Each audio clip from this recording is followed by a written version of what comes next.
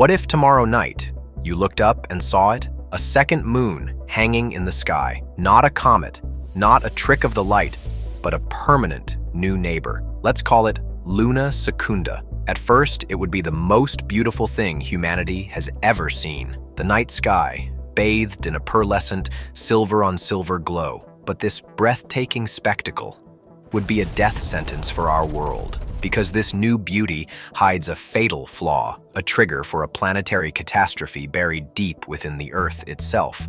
The question isn't if our world would end, but how.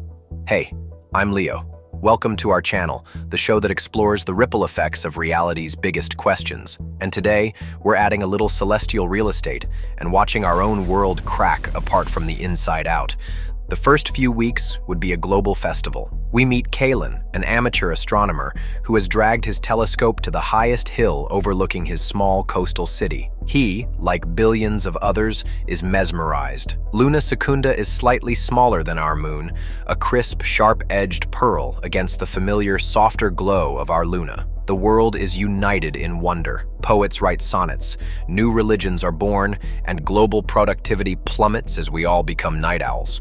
The most immediate change, beyond the sheer beauty, is the death of darkness. True night would cease to exist. On nights when both moons are up, the landscape would be bathed in enough light to read a book. This would be a disaster for countless nocturnal animals. Sea turtles, which use the moon's light to navigate to the ocean, would become hopelessly confused. Migratory birds, thrown off by the strange new sky clock, would get lost by the millions.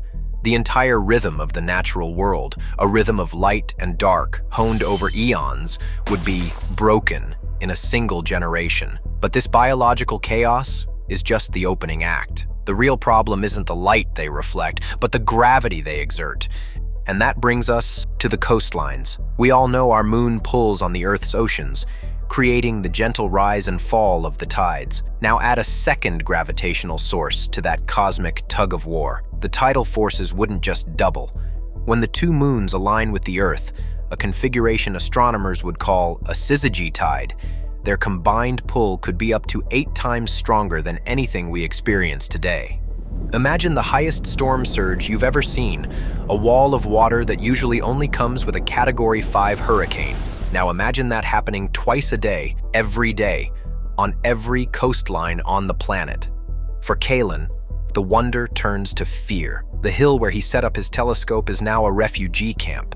His city below is gone, consumed by the relentless bi-daily tsunami. Billions of people living in coastal cities, from New York to Tokyo, from Lagos to London, would be displaced. We're talking about the greatest migration in human history, an inland flood of people from coasts that are no longer habitable. The global economy, so reliant on shipping ports that are now underwater half the time, would shatter.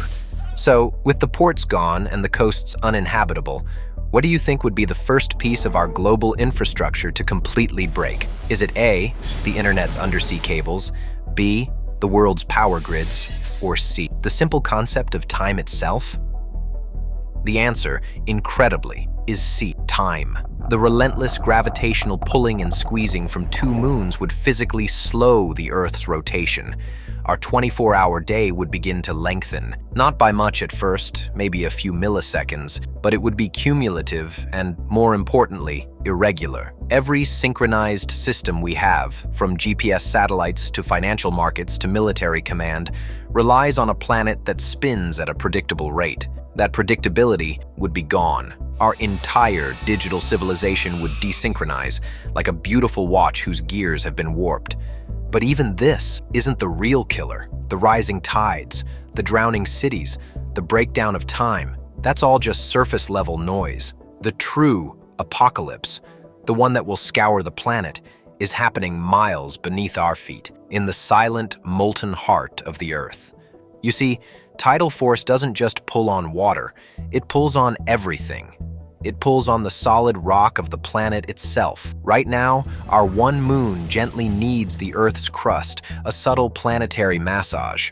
But with two moons, that massage becomes a violent assault. The rock of the crust and mantle would be stretched and squeezed, generating immense friction. This phenomenon is called tidal heating. And we have a terrifying example of it right in our own solar system, Jupiter's moon, Io. Io is trapped in a gravitational tug-of-war between Jupiter and its other moons. This internal friction heats its core to such an extreme degree that Io is the most volcanically active body in the solar system, constantly vomiting sulfur and lava into space. With a second moon, Earth would become the new Io. The planet's core, supercharged with tidal energy, would begin to heat up uncontrollably. That heat has to go somewhere. The pressure would build beneath the crust, seeking release. First, earthquakes. Not the localized tremors we know today, but a constant planetary shudder. A deep, resonant groan you would feel in your teeth, in your bones.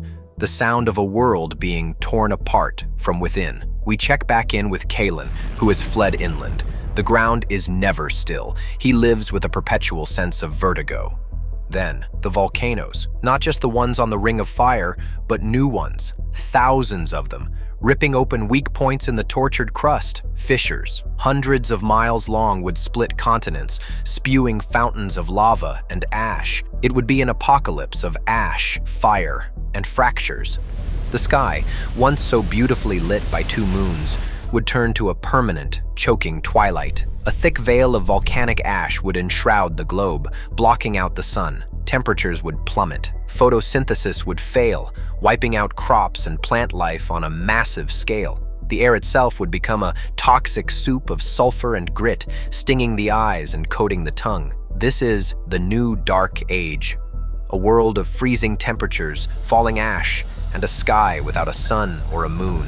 A world where the last survivors huddle for warmth around the very volcanic vents that are killing their planet. But this tortured existence couldn't even last, because there's one final cosmic truth. Two large moons cannot share a stable orbit around a planet like Earth. It's a powder keg of celestial mechanics. The intricate gravitational dance is inherently unstable. Over a few thousand, or maybe even just a few hundred years, one of three violent final acts is inevitable. Scenario 1. Ejection. The complex gravitational dance flings one of the moons out of orbit entirely, casting it away into the darkness of space, a rogue world. Scenario 2. Collision with Earth. One moon's orbit decays until it crosses the Roche limit, the point where our planet's gravity is stronger than the moon's own internal gravity. It would be shredded into trillions of pieces, forming a spectacular ring system like Saturn's, before raining down on the planet as a constant, sterilizing meteor shower for millennia. But the most likely and most spectacular end is Scenario 3. The two moons collide with each other. Their orbits would inevitably intersect. They would spiral towards one another in a final, deadly embrace. Kalen, if he were still alive, wouldn't see it through the ash, but he would feel it. The collision would create a sound that has no earthly equivalent, a silent, planet-wide shriek of unimaginable energy, transmitted through the rock of the Earth itself. The impact would vaporize both moons into a massive, incandescent cloud of molten rock. This cloud would quickly cool and solidify into a new, thicker ring of debris around the Earth, turning us into a grim version of Saturn. And so our world would end, not in fire or ice, as the poets say, but strangled by ash, under the shadow of its own shattered, beautiful children.